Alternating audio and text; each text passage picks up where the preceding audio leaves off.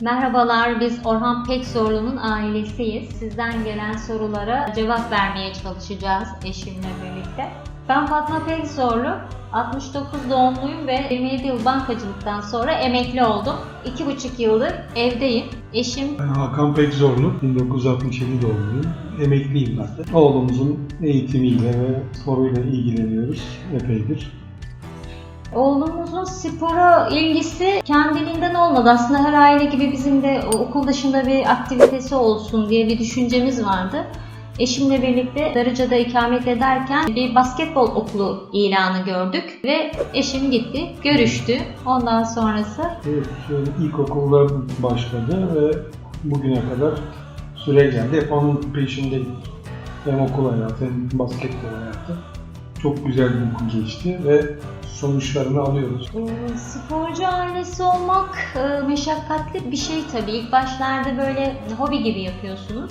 Özellikle Orhan'da sonradan böyle meslek olmaya dönük bir istek oluşunca bu işte ortaokul yıllarında falan sürekli peşinde olduk. Ben çalıştığım için eşim hemen hemen 24 saat onunla beraber hareket etti. Bir gününü anlatabilir hatta, bilemiyorum. Evet, sabah kalkıyoruz, okula gidiyoruz. Okul çıkışı, antrenman, yemek, içmek, yani gece geç saatte geliyor eve. Sabah gene aynı şekilde ve bu bayağı birkaç sene hep böyle süre geldi. En zevkli tarafı herhalde maçlarına gitmekti. Evet, maçları izlemek. Onunla gurur duymak gerçekten çok farklı bir şey. Evet. Biz de onun sayesinde tabii sosyalleşiyoruz. Farklı insanlar, farklı yerler. Gerçekten çok fazla insan tanıdık Orhan'ın sayesinde. 11 sene sonra aramıza katıldı ama ondan sonra o ana kadar tanıdığımızdan çok daha fazla insanı spor sayesinde, Orhan sayesinde tanıdık, değil mi Hakan? Bayağı fazlaydı. PSA bizim için bir dönüm noktası oldu. Ne zaman? Evet, Ocak ayında bir klinik oldu. Play Sport Abort'un. Oraya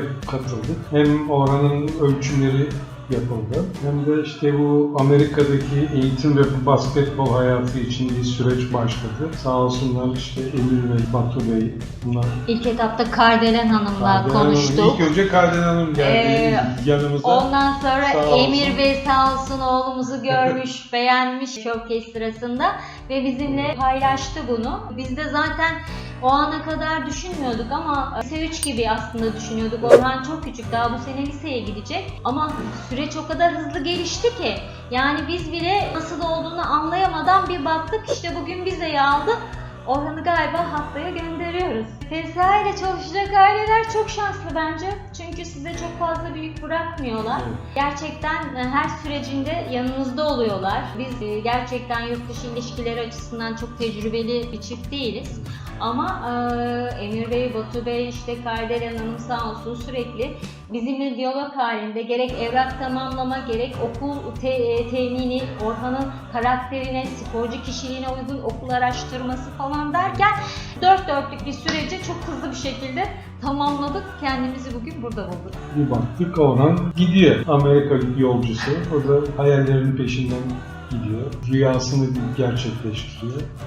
Bu tabii ki PSA'nın sayesinde oldu. Çok kısa bir dönemde çok olduğumuza uygun hem okul hem koç hem eğitim akademik olarak çok güzel bir yer belirlediler. Onların tecrübeleri bizim yolumuzu aydınlattı. Bizim için çok faydalı bir şey oldu. Yani biz de ailelere PSA ile birlikte hareket etmelerini öneriyoruz. Hakikaten pişman olmaz. Aslında yeni başlıyor sürecimiz bizim. Bundan sonra sürekli birlikte hareket edeceğiz. Çünkü Orhan küçük zaten. Bu yurt dışındayken herhalde bu saatten sonra PSA artık daha fazla içinde olacağımız bir aile dönem olduk başlayacak. zaten. Evet, bir aile gibi. Teşekkür ediyoruz her şey için. Çok teşekkür ediyoruz kendilerine. Sağ olsunlar.